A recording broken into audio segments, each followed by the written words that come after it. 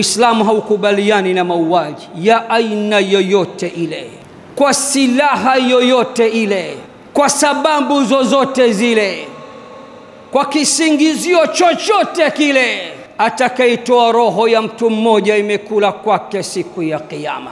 Uislamu haukubaliani na mauaji. Uislamu haukubaliani na utekaji. Uislamu haukubaliani na ukabaji.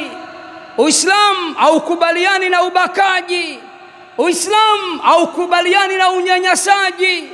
Uislamu haukubaliani na dhulma za aina zozote zile. Twende katika sura ya 5 Al-Maida aya nambari 32, msikilize.